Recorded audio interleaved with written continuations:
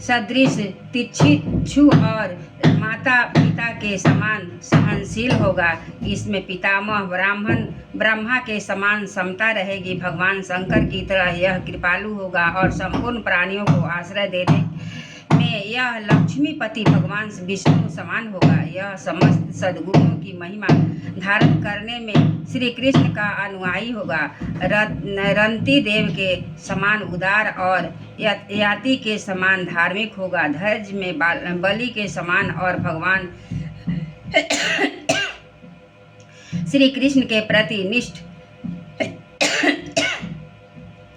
निष्ठा में यह प्रहलाद के समान होगा। यह बहुत से अश्वमेघ यज्ञों को करने वाला और वृद्धों का सेवक होगा। उसके पुत्र राजर्षि होंगे। मर्यादा का उल्लंघन करने वालों को यह दंड देगा। यह पृथ्वी माता और धर्म की रक्षा के लिए कलियुग का भी दमन करेगा। ब्राह्मण कुमार के शाप से तक्षक के द्वारा अपनी मृत्यु सुनकर यह सबकी आसक्ति छोड़ देगा और भगवान के चरणों की शरण लेगा। राजन, व्यास नंदन सुखदेव जी से यह आत्मा के यथार्थ स्वरूप का ज्ञान प्राप्त करेगा और अंत में गंगा तट पर अपने शरीर को त्याग कर निश्चय ही उभय पद प्राप्त करेगा। ज्योतिष शास्त्र के विशेषज्ञ ब्राह्मण राजा युधिष्ठिर को इस प्रकार बालक के जन्म लग्न का फल बतलाकर और भेंट पूजा लेकर अपने अपने घर चले गए। वहीं यह बालक संसार में परीक्षित के नाम से प्रसिद्ध हुआ, क्योंकि वह समर्थ बालक गर्भ में जिस पुरुष का दर्शन पा चुका था उसका स्मरण करता हुआ लोगों में उसी की परीक्षा करता रहता था कि देखे इनमें से कौन सा वह है। जैसे शुक्ल पक्ष में दिन प्रतिदिन चंद्रमा अपनी कलाओं से पूर्ण होता हुआ बढ़ता है, वैसे ही वह राजकुमार भी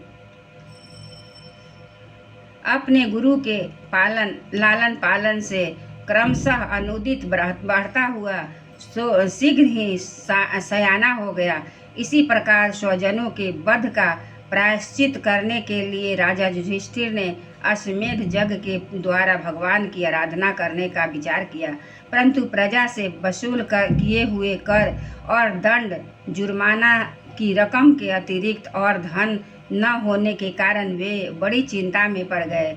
उनका अभिप्राय समझकर भगवान श्री कृष्ण की प्रेरणा से उनके भाई उत्तर दिशा में राजा मरुत और ब्राह्मणों द्वारा छोड़ा हुआ बहुत सा धन ले आए।